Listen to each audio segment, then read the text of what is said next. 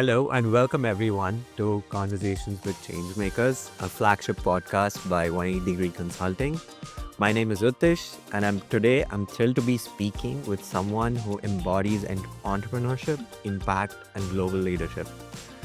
Our guest is Ronit Kanwar, a Forbes 30 under 30 social entrepreneur and a driving force behind multiple ventures seeking uh, meaningful change in the world. So, Ronit, a pleasure to have you in our podcast. So, before we begin, a bit about yourself and your journey up until now for our viewers. Yeah. Of course. Well, first of all, thank you so much for having me. Super excited to be here. Uh, but yes, as a quick background, so my name's Ronit. I'm based out of the UK, and I currently work as the head of strategy and partnerships at Renaissance Philanthropy, and happy to dive into what we do as an organization. But my quick background before that, so I'm Indian originally, but I was born in Germany and moved to the UK when I was 3 years old. And I started working on impact straight uh, out of school, and actually when I was at university studying economics and management at Oxford, during which I ended up building my first social enterprise startup called Empower Energy, where I was focused on last mile distribution in rural India and trying to get life changing technologies like solar lamps and mobile phones to very rural villages. So I moved out to rural India. I lived in these villages, 6 hours away from the nearest town and city. Wow. Uh, Built that organization out for a number of years, and then I ended up, honestly, through a very fortuitous path and out of luck, ended up working at an organization called Schmidt Futures, Okay. which is a philanthropy founded by Eric and Wendy Schmidt. And Eric was the former CEO of Google.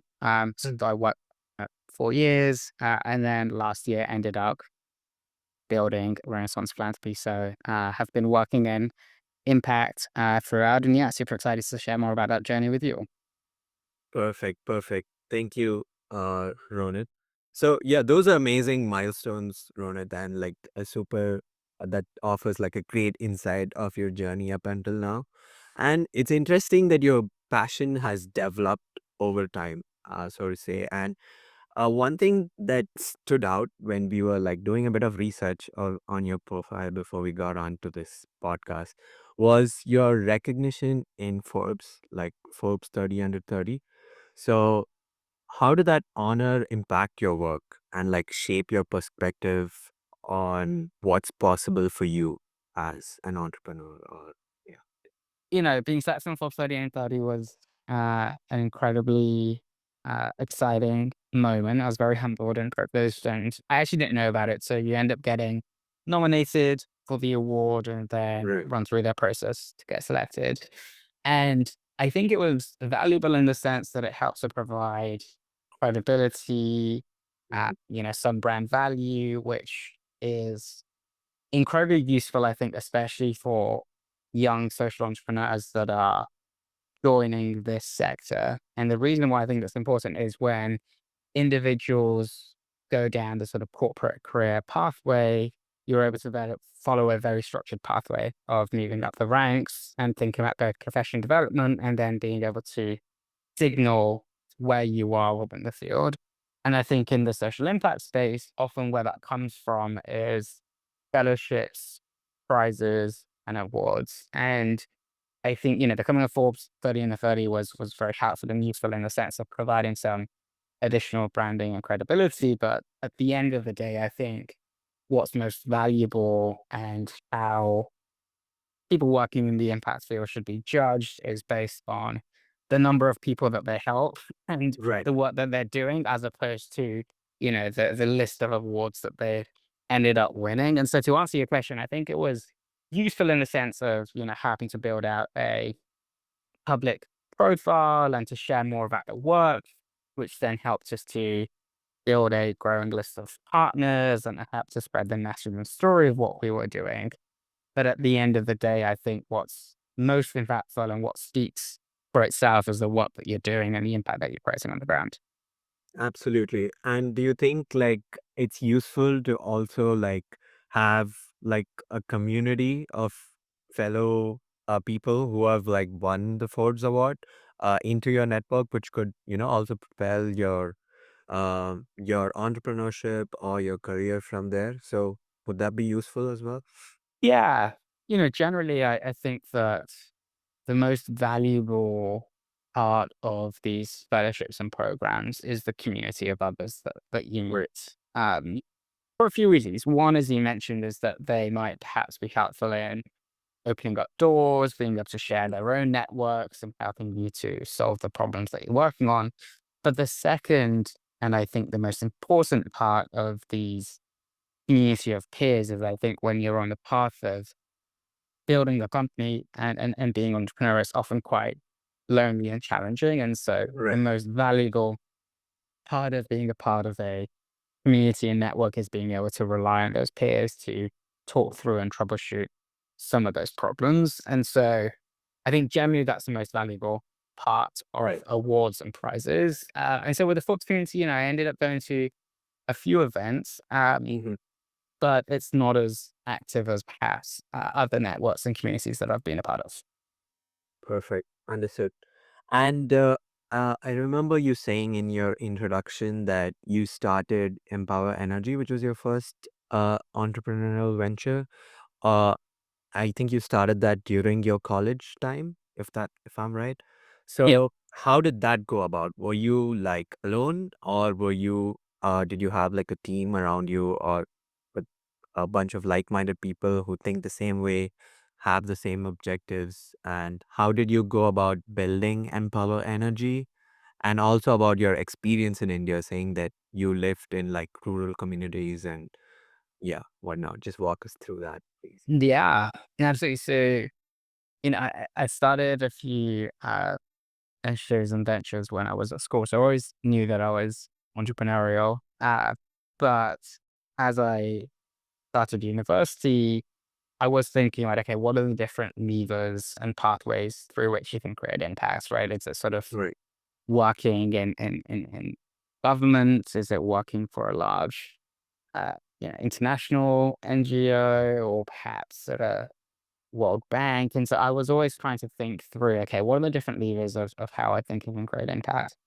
Mm. And I had to say, with social entrepreneurship, I honestly stumbled across it because of a poster about a competition where the winner would end up winning $1 million if they built a for-profit company that could create impact at the same time. And so Yeah. what was really interesting to me was that there's one pathway of creating impact at scale is by building for-profit companies that can also generate a sustainable revenue at the same time.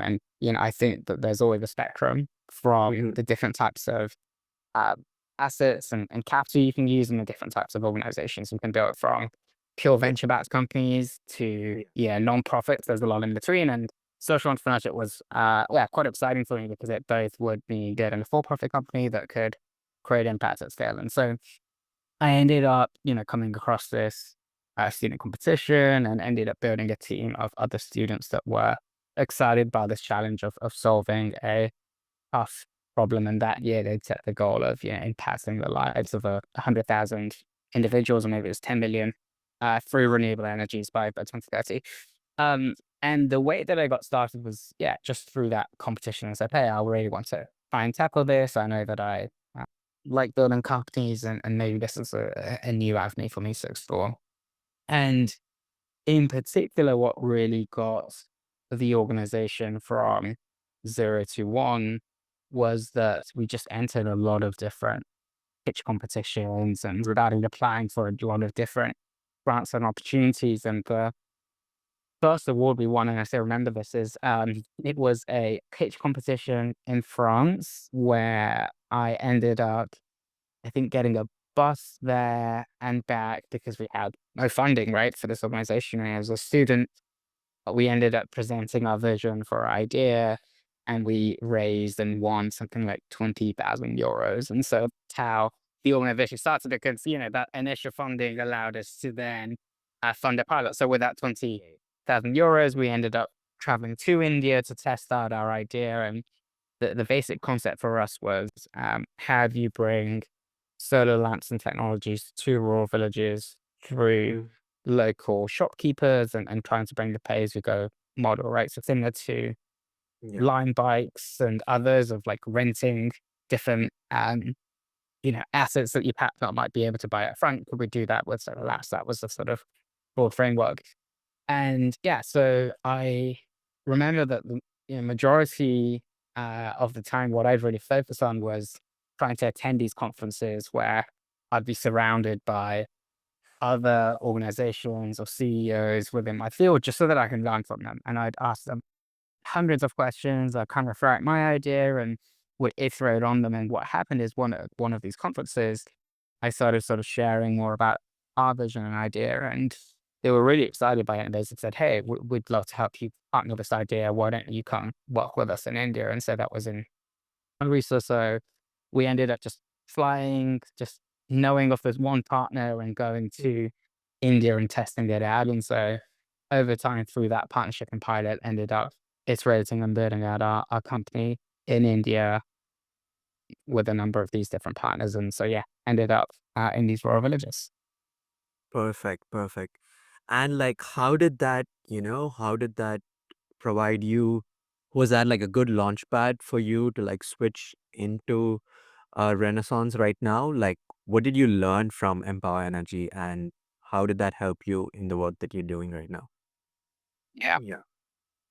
I mean, it's a great question. I definitely think building Empower Energy put me on this path. Yeah. So during my last year of university, I have had a full-time job offer at a investment bank lined up, which would have been setting me up on a very well-paid job, working in the city, working in Right. investment banking, or I had this very risky early stage session enterprise startup, and I just took that leap. And the reason I did that was, I just knew that the opportunity cost for me at that point was very low. I was going from earning no money to basically earning Mm. a tiny bit more than basically no money Yeah. as I was building Yeah. my startup. And so it Right. wasn't a big change in my lifestyle and what I was working on. So ended up making that leap. And, the biggest thing that entrepreneurship teaches you, I think, is just how to be incredibly resourceful with Mhm.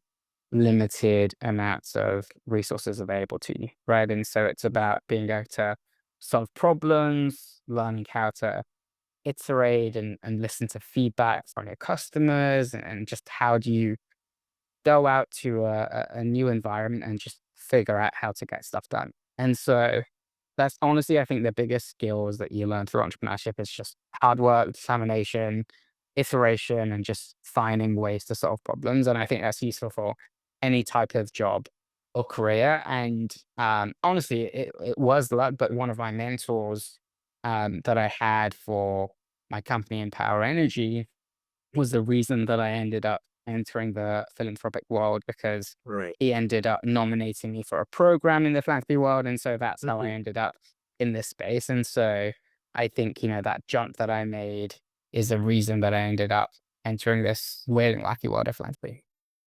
Interesting. Interesting.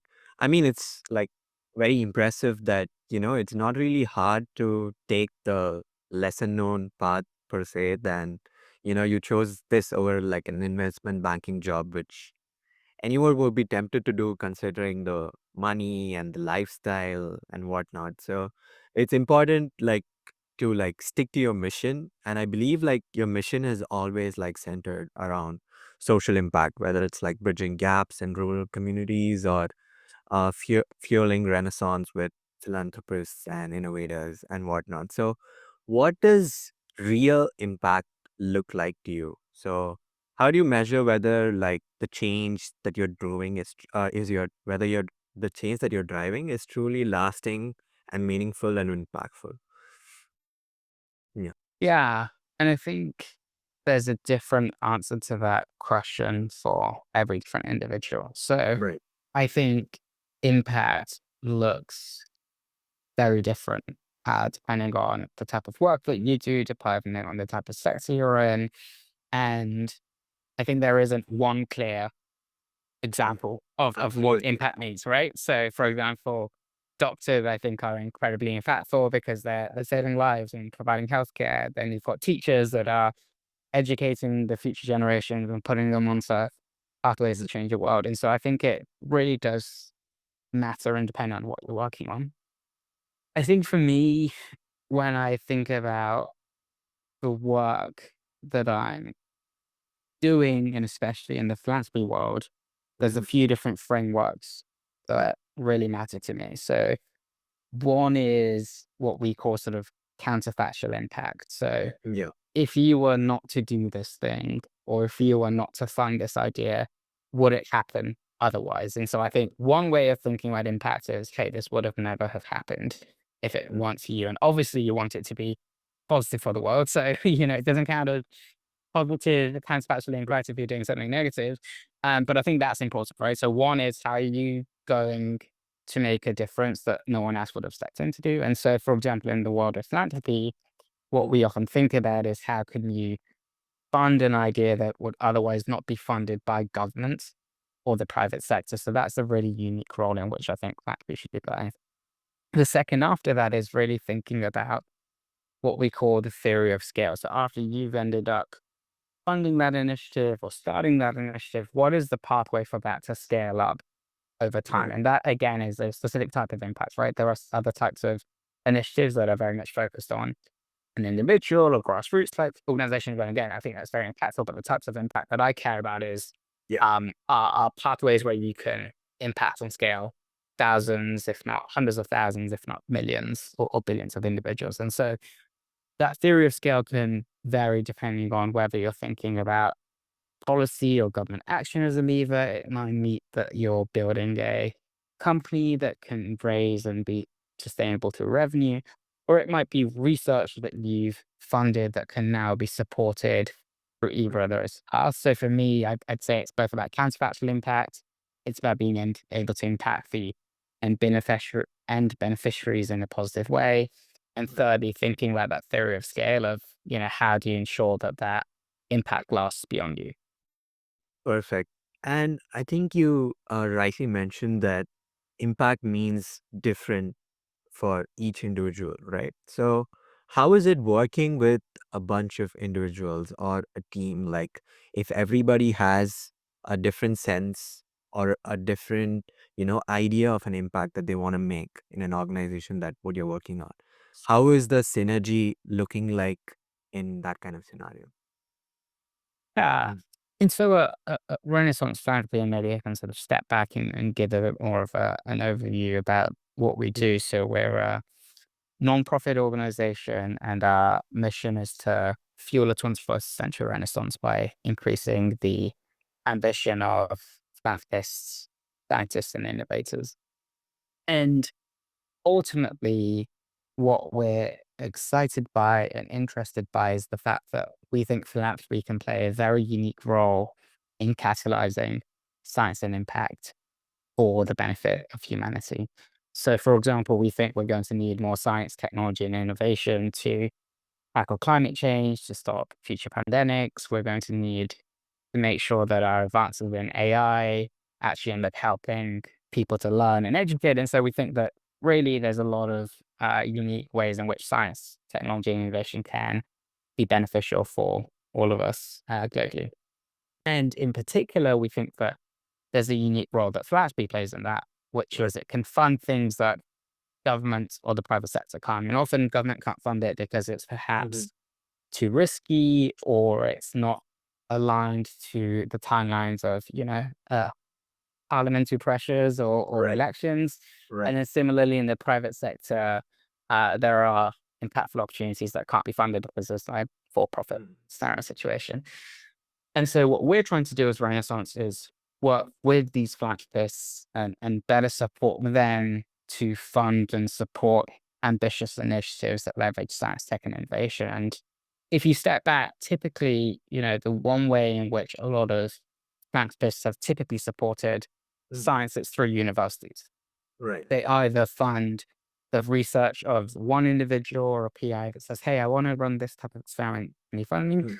Or they try and support and unlock science at the order of magnitude of a new center or Right. institution, right? I'm going to fund this new center at this specific university. And what we're excited by is we think that there's an opportunity in the mid-scale science space where you're not trying to solve the problem of an individual scientist or start a Mhm. new center, but what you're trying to do is identify and solve a bottleneck. And the unit through which we try and create impacts in the world is we try and launch and what design, incubate, and launch these thesis-driven philanthropic funds. And the idea here is that what we're trying to do is we identify a field strategist. So this is someone who can understand an entire system and ecosystem and domain and say, hey, here's the sort of bottleneck that's holding everyone back. Mhm. The second thing we'll do is we'll work with them to craft a thesis of here's what we think needs to happen within a specific domain to solve that problem. So it incorporates a sort of why now rationale, right? So like what has changed in the world that makes us think that we can do this. It also articulates is the right levers through which we think we can go about solving that problem. And then lastly, we also have an anchor funder or donor that's supporting that. So Renaissance Philanthropy, ultimately, we're designing and launching these philanthropic funds that has the field leader, the thesis, and the anchor funder and donor. And so coming back to your question, that was a very long way of providing context. But when we're working with a philanthropist or donor, what we're trying to do is work with them on this framework, right? Of here's how we think you can go about solving a problem. It's about trying to create counterfactual impact. It's about identifying where we think philanthropy is solving a problem that no one else can solve.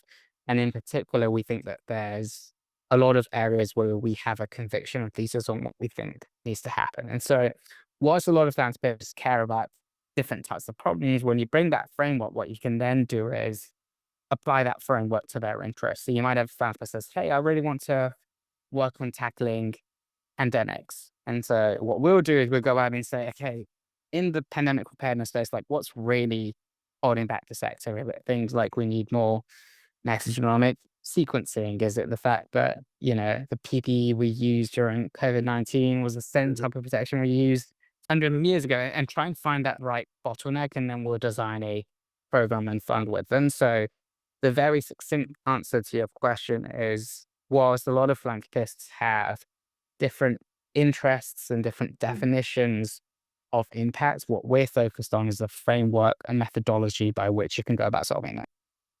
Perfect.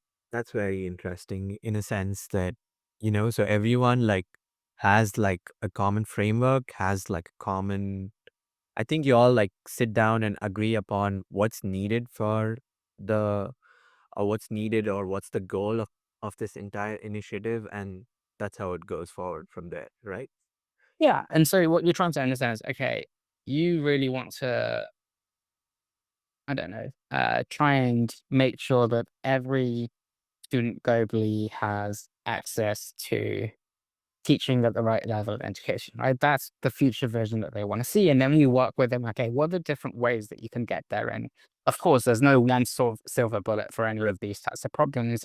There are different ways of solving that. And so what we're trying to do is understand the problem that they're most interested in solving, and then we try and work with them on finding the best ways to do that. Perfect. Interesting. Thank you. Thank you, Ronit, for that insight. And like now taking you a little bit back to your memory lane. So you also studied at Oxford, a place that brims with academic rigor and like super smart peers. So how did your university experience influence your entrepreneurial journey? Any lessons or experiences that have shaped you? Uh, so, I ended up doing in power energy whilst I was at university. So one is because they were involved in these different types of competitions. I started my journey through that.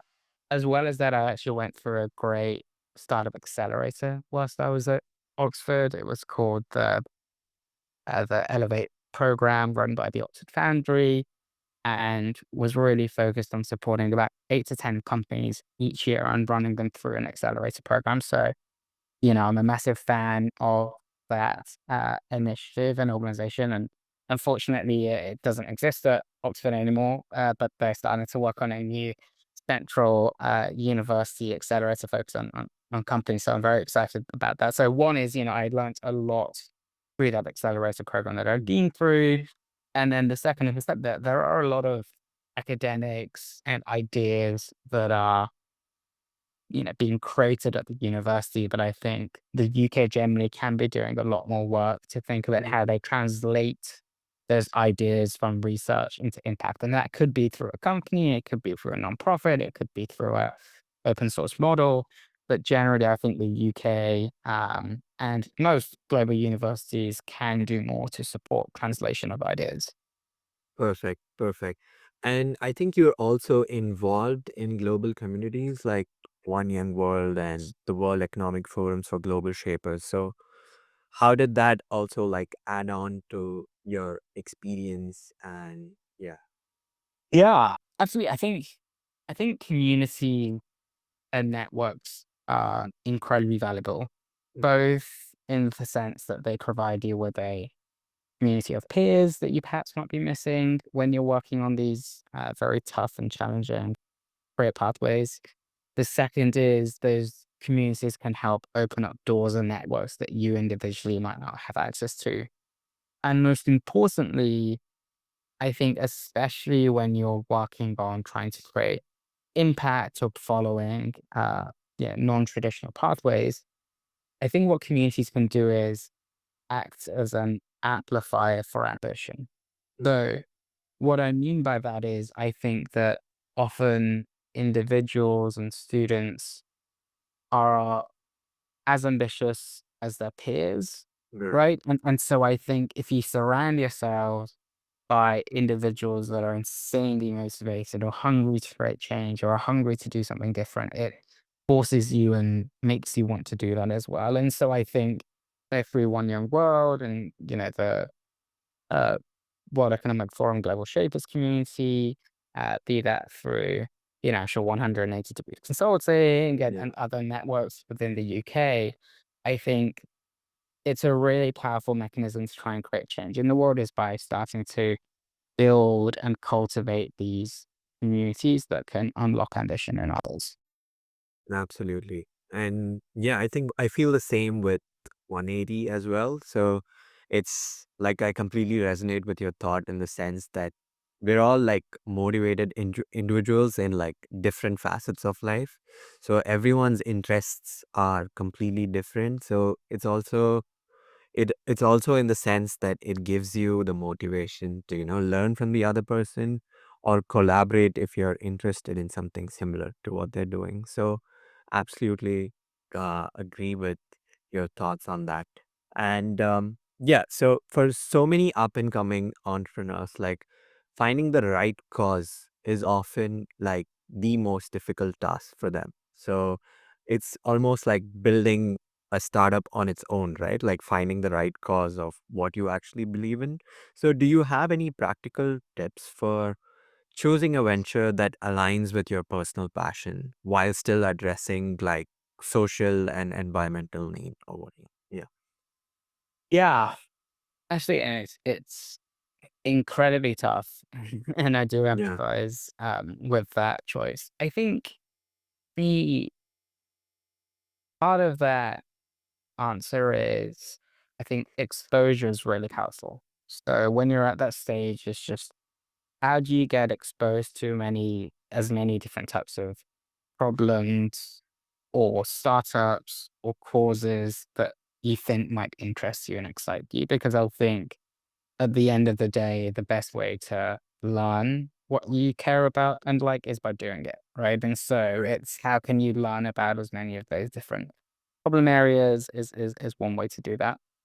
I also think, there are some people that prefer to go very deep. So they might say, hey, I want to pick this problem area and just go really deep by building an Mhm. organization or initiative and doing that. And then there's others that might go broad, right? So even with 180 Degrees Consulting, I think when you join an initiative like that is you'll see a lot of different types of problems through the different consulting initiatives that you end up seeing. And so that's one good way to increase your exposure around that.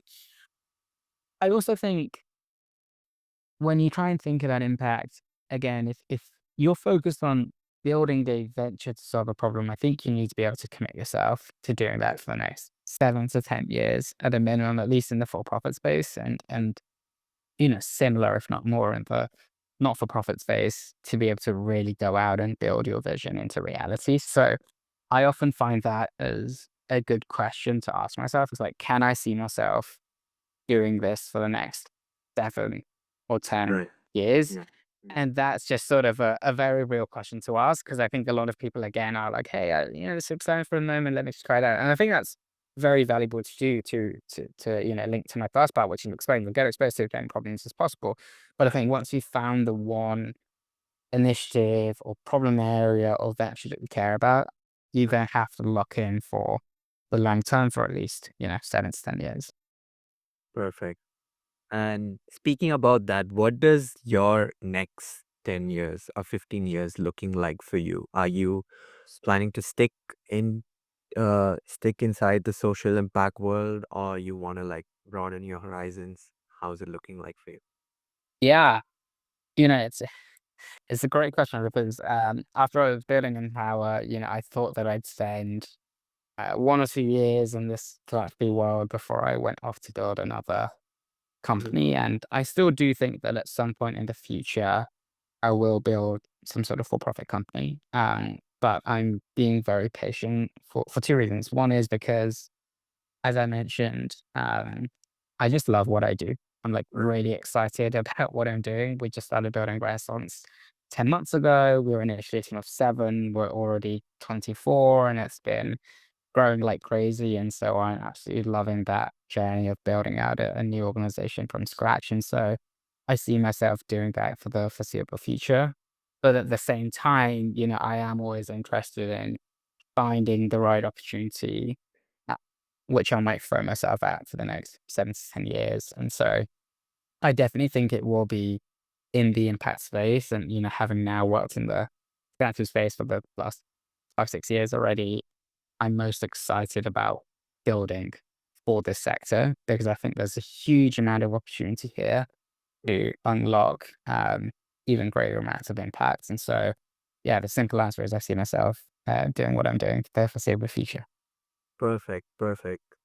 And yeah, thank you, Ronit, for this super fascinating conversation. And I think there was a lot of insights for me personally to take in. And, it gave us a lot of insight about social impact, philanthropy, and entrepreneurship in general, considering the trajectory that you've had in the past couple of years. And I'm sure our listeners are also going to walk away inspired and informed. So, also, where can they find you or learn more about your work if they want to follow up or stay connected or like probably hit you up in the future in case they want to do something similar? So, Yeah, mm, absolutely. I mean, they can feel free to find me on LinkedIn. I'm right. Ronit Kanwar. I think you can search me and you'll find me. They will also feel free to, find our website at renaissancephilanthropy.org. And then, yeah, my email is also ronit@renfield.org. So very simple, easy ways to reach out to me and always happy to help out in any way that I can. Perfect. Any closing thoughts before we close our podcast? Yeah. No, I think, you know, the biggest reflection and lesson that I've had is that it's so much easier to take on a risk, a leap of faith very early on in your career. Yeah. And I Absolutely. often, am surrounded by my friends, my peers that really wanted to focus on, building up their CV, their, corporate training early on in the careers. And I think that's incredibly valuable as well. And I think that not everyone can be in a privileged position to Right. dunk, 2 feet in into taking on a risk. But if it is possible, I think it's an incredibly valuable thing to do early on in your career where your opportunity cost is low. You perhaps might not have a, partner and children. And so you're more willing to take on bigger risks than you might in the future. And I think that's the best thing that I ever could have done. And I'd recommend anyone else to be able to do that. And, yeah, I think that's sort of the last thought that I'll leave it for. Perfect, perfect. Thank you once again for joining us on Conversations with Changemakers. And also thank you to all those tuning in. Until next time, thank you so much, Ronit, for your time. And yeah, it's been a pleasure having you on our podcast. Yeah. Appreciate it. Thanks so much, Fish.